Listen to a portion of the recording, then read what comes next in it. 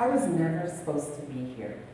Not here in front of you today, not here as the first Black woman president of the American Nuclear Society. No. Not here shaping the future of nuclear education in the United States and abroad. But my grandmother, she had other plans because she believed that education made the impossible possible. And I carry those words with me into every space that I go into. I was born and raised, yes, I was born and raised in Trinidad, where family, discipline, and hard work was emphasized. Study, study, and study some more. My family believed that education was that inheritance that no one could take away from you. And then when I joined my parents in Canada, they reinforced that, and I wore it like a heavy armor. There were rejection letters. I struggled to find my place.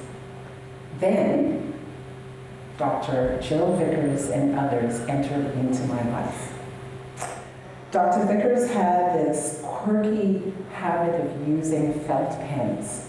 They were red, green, and black. She said it didn't have any meaning, but I attached meaning to them. The red one meant, try again. The black one meant, you got something here, expand upon it. And the green one was saying, you nailed it, right? So what she taught me was that do things scared, and that you didn't have to wait until all the lights were green. I can't count how many times I failed, or I doubted myself, or I felt the weight of being the only one in the room that looked like me. I remember job interviews where I knew my voice quivered. I remember research presentations when I knew my hands were shaking.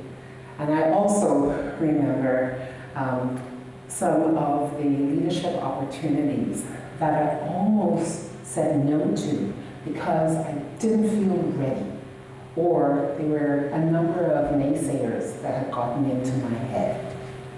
But each time I heard Dr. Jill Vickers say, do it scared.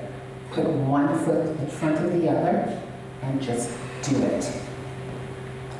Becoming the president was not a personal victory.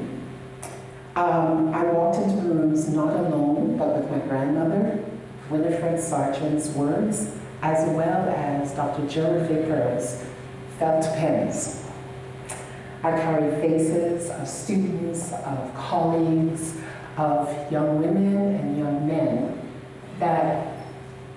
who have never seen someone like me lead. So my presidency afforded a passport to the world. I think there was only one continent that I didn't step foot on. But more importantly, in each of these places, science is not just about equations or reactors or policies. It is about people in the rooms impacting lives. I want to share 3 lessons that I've learned and that I live by, and I remind myself of quite often. One is, do things scared. So the idea of courage, being void of fear, doesn't really exist. So just do it. Also, pay it forward. There were a number of mentors of mine that lifted me up, and it's now my duty to do that for others. And then that final lesson that I walk with is that I need to be kind. STEM can be competitive, but kindness kind of bridge various gaps, and it can set in motion spaces for authentic collaboration and innovation. Nuclear science and technology has saved lives, it splits cities, and it protects environments. The true energy that changes the world is the energy of us, of people. People willing to walk into rooms when they're not quite ready, or they feel that they're not quite ready. And when you do, I'd like you to know that you are paving the way, the path for others to follow. Thank you.